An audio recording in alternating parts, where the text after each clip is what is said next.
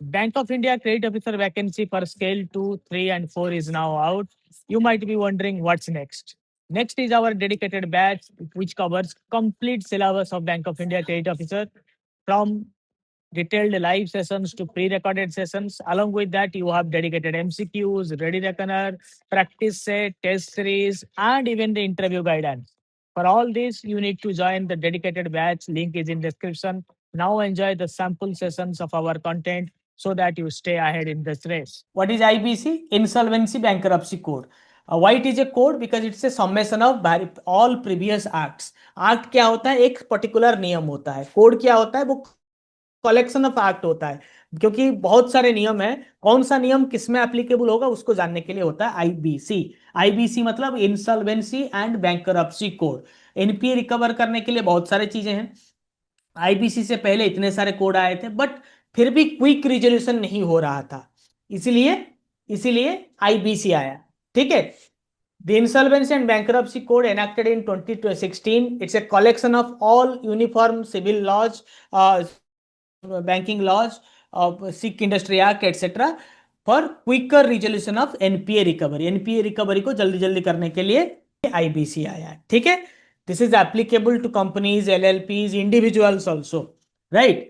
Then the code emphasizes a credit driven resolution. ये मतलब जो लोन ले रहा है उसके हिसाब से रिजोल्यूशन किया जाएगा. If you are making a big business from the by taking loans, then effectively that is the money of the creditors. So there are multiple forums, DRT, BIFR, SICA, SARFAESI, but banks जो authorities हैं उनको पता नहीं चलता है कि किसमें speedy recovery होगा, तो सबको मिलाकर आईबीसी कोड बनता है. What is insolvency? What is bankruptcy? Insolvency is the inability to repay your dues. Insolvency मतलब आप जब अपना ड्यू नहीं दे पाएंगे, आप इंसॉल्वेंट हैं.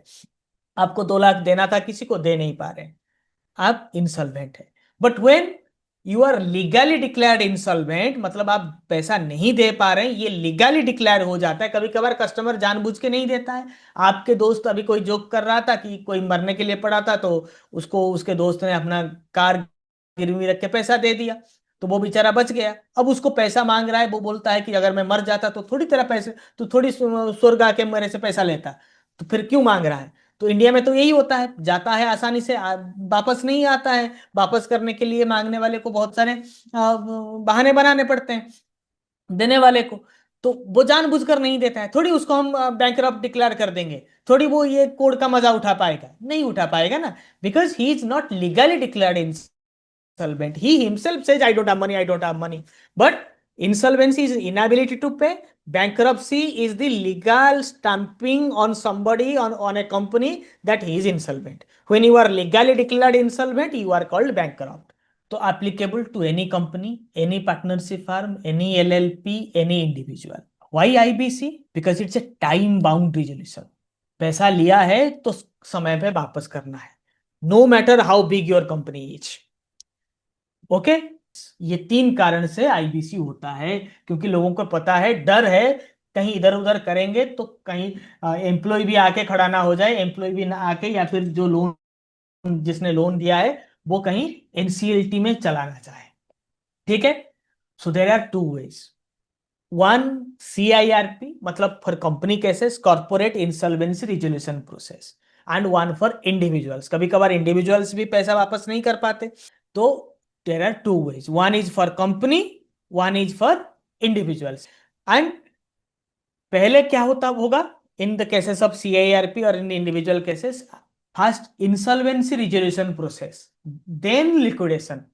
मतलब आपको अगर कोई कंपनी पैसा वापस नहीं कर रहा है, if a company is not returning you money, you have 2 options.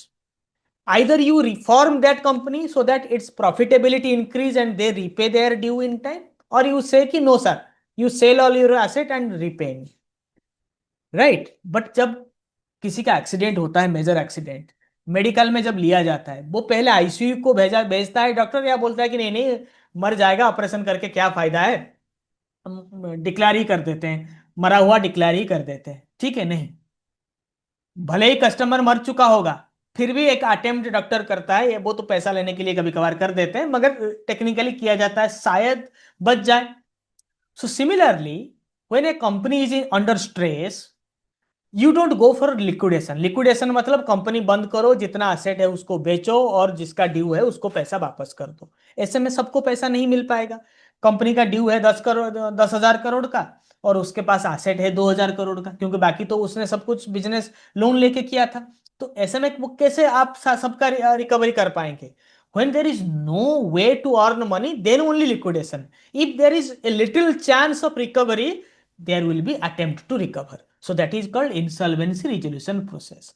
When the insolvency resolution process is made for corporates, Jin corporate के लिए अगर insolvency resolution process होता है तो उसको हम पॉपुलरली बोलते हैं CIRP। यानी कि कोई कंपनी जो 1 करोड़ से ज्यादा का अमाउंट वापस नहीं कर पा रहा हो, उसको कोई भी क्रेडिटर जिसने उसको लोन दिया है, जिसका ड्यू ये कंपनी पे नहीं कर पा रहा है, वो सीधा IBPI में, NCLT में फाइल करके इसके खिलाफ CIRP इनिशिएट कर सकता है। मतलब कंपनी को रिफॉर्म करिए, कंपनी के मैनेजमेंट को चेंज करिए, उसके लोन्स को चेंज करिए और हमारे पैसा हमें वापस करिए। जो ऑब्जेक्शन है उसको आप फाइल करते हो और जो कमिटी ऑफ क्रेडिटर्स हैं वो अप्रूव करते हैं। One, financial creditor under section 7, operational creditor and corporate debtor itself. कौन कौन CIRP फाइल कर सकता है? फाइनेंशियल क्रेडिटर मीन्स जिसने लोन दिया है। ऑपरेशनल क्रेडिटर मतलब जिसने रॉ मटेरियल दिया है। मान लीजिए मैं कंस्ट्रक्शन कंपनी हूं, सीमेंट कंपनी ने मुझे क्रेडिट में सीमेंट दिया है और मैं उसका सीमेंट का ड्यू दे नहीं पा रहा हूं। 2 करोड़ का सीमेंट का ड्यू है, मैं दे नहीं पा रहा हूं। They can also file. और कॉर्पोरेट डेटर हिमसेल्फ, मतलब कंपनी को खुद लगता है कि नहीं मैं इन लोगों का पैसा नहीं दे पाऊंगा, ये लोग फाइल करने से पहले वो बोलता है कि चलो मुझे ये बिजनेस वाइंड अप करके घर में जाके सोना है, right? They can do it, so it makes exit freely. Also the employee of that company also can do it. ठीक है? तो टाइमलाइन ऑफ IBC, आप इस ये जो डायग्राम है अगर इसको समझ लेंगे ना तो पूरा CIRP का प्रोसेस समझ लेंगे। डे 0 डाउट हुआ, किसको डाउट हुआ? फाइनेंशियल क्रेडिटर, ऑपरेशनल क्रेडिटर मतलब जिसने रॉ मटेरियल दिया है, और कॉर्पोरेट डेटर हिमसेल्फ जिसने लोन लिया है या फिर it's employees.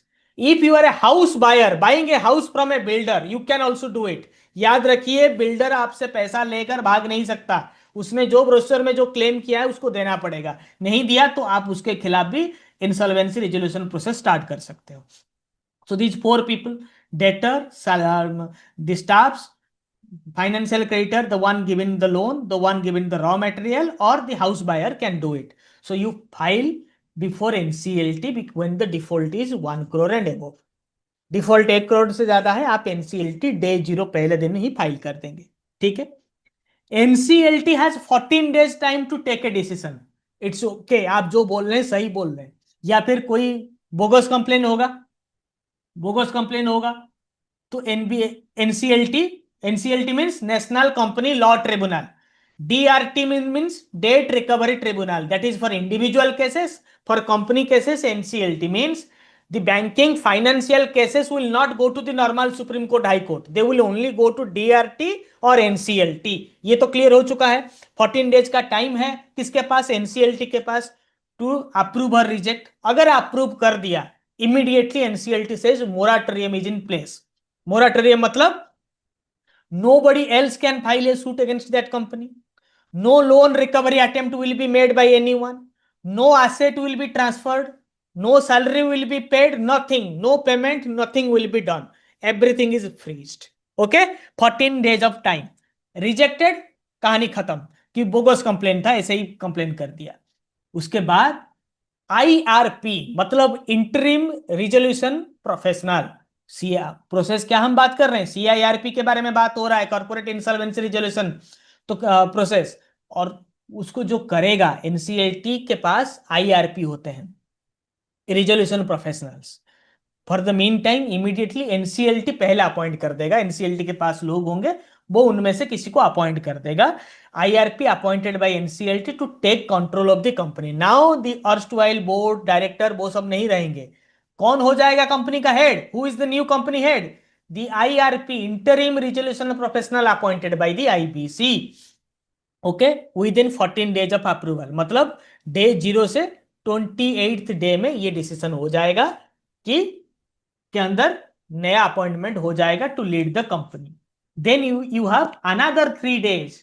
IRP invites claims from all creditors. Within 3 days IRP says, paper में आ जाएगा, हर जगह मैसेज चला जाएगा कि किस किस को इस कंपनी से पैसा लेना है, क्लेम जल्दी फाइल करिए. ठीक है, 30 दिन के अंदर सारा क्लेम दीजिए. Operational creditors, financial creditors, employees किसका 10 महीने का सैलरी ड्यू है, जिस जिसका कंपनी से ड्यू है, you file a claim from all creditors. This will be filed. Okay, then he has 30 days to verify all claims and prepare a list. Mr. Prabhanjan Tripathi will get 10 crores, L&T will get 5 crores, Mr. So and so will get 10 crores, Ankur will get 11 lakhs. ये सब आ जाएगा. ठीक है. Then on 91st days, मतलब after 3 days of verification के 30 दिन के अंदर क्रेडिटर्स कमिटी ऑफ COC मतलब committee of creditors will be form, मतलब जितने क्रेडिटर हैं सबका एक कमिटी बैठेगा. ठीक है, within 30 days of COC formation, मतलब effectively within 121st day of 0 day, resolution professional will be appointed. या तो जिसको NCLT ने पहले इंटरिम मतलब अचानक अपॉइंट कर दिया था, मतलब मान लीजिए प्राइम मिनिस्टर कोई किसी देश का गुजर जाता है, इमीडिएटली तो इलेक्शन नहीं हो सकता, किसी एक आदमी को बना दिया जाता है इंटरिम प्राइम मिनिस्टर. फिर अगर उसके बाद वोट होकर उसी को ही सिलेक्शन मिलता है तो फिर वही प्राइम मिनिस्टर कंटिन्यू करता है, नहीं तो रिजाइन देके दूसरे को दे देगा. So resolution professional will be appointed either if creditors committee approves that yes, the one is appointed by NCLT is a good person, we are okay with him, then okay. or if COC wants somebody else, कि जैसे creditor committee में किसी को पता है कि प्रबंधन sir अच्छे आदमी है, हमें ये NCLT वाला नहीं चाहिए, इनको ले लेते हैं. ठीक है, they will call me, I will go, but you need a qualification. आपको IRP के लिए आप भी अप्लाई कर सकते हो, 10 साल प्लस का एक्सपीरियंस चाहिए. सो इन 121st day the IRP becomes RP, interim resolution professional becomes the actual resolution professional. Then the RP on 301st day or within 180 days, और जिसको हम 90 days और एक्सटेंड कर सकते हैं, मतलब within 270 days, within 270 days of COC being IRP being RP resolution professional being confirmed, there will be a decision. RBI invites revival plans, COC approve it. पहले resolution professional जो सही में अपॉइंट हुआ वो बोलेगा कि क्या कैसे उसको कंपनी को फिर से हम उजागर करें, how will revive that company. There is a plan will be prepared by the resolution professional. That resolution plan will be approved by the committee of creditors with a 66% of majority. 66% of people if vote, then that process will be completed. ठीक है, on 330th day, मतलब after 30 days of approval of resolution plan by committee of creditors, NCLT approves the plan. Final confirmation NCLT approve कर देता है, काम हो जाता है. नहीं अप्रूव करेगा तो liquidation means winding off the business, selling all his assets and giving the dues wherever it is due. ठीक है, आई बात समझ में. Under IBC, resolution of a corporate default must conclude within how many days from the insolvency commencement date. उस timeline में जो सबसे बड़ा डे था वही है, मैक्सिमम डे होता है हाउ मेनी डेज, 303 दिन, 30 दिन, right. B is the right answer, 330 days. Under IBC process, the proprietorship firm will be dealt by, सही आंसर होता है DRT. Minimum amount of default for initiation of insolvency and liquidation proceedings for corporate debtor is minimum default 1 crore. Individuals 1 lakh. Under IBC, the adjudicating authority or NCLT will declare moratorium period of how many days during which no action can be taken against the company. Moratorium period कितने दिन का रहेगा, 180 days का moratorium period. बाद में आप 90 days के लिए उसको एक्सटेंड कर पाएंगे. As per provisions under IBC, the first meeting of the committee of creditors shall be held within a period of how many days of the constitution of the committee of creditors? It will be held within 7 days. These were just glimpses of our dedicated content for credit officers exam. When it comes to public sector bank credit officer exam, more than 95% selected students are always belong to Knowledge Edge. We are the only channel to release success sessions of various credit officers exam in BOI, PNB, Bank of Maharashtra, State Bank of India. So if you want to stay ahead in this race, अगर इस race में आप आगे रहना चाहते हैं और इसी ही अटेम्प्ट में सिलेक्शन लेना चाहते हैं, तो आपके लिए है नॉलेजिस्ट का डेडिकेटेड बैच, जिसका लिंक सब कुछ डिस्क्रिप्शन, एप्लीकेशन एंड वेबसाइट में है। बाकी डाउट्स के लिए आप टीम के साथ भी कनेक्ट कर सकते हैं दिए गए नंबर पर। मिलते हैं हमारे internal live and pre recorded classes में। तब तक के लिए आप नॉलेजिस्ट के यूट्यूब से पढ़ते रहिए और इस बार ही सिलेक्शन लेते रहिए।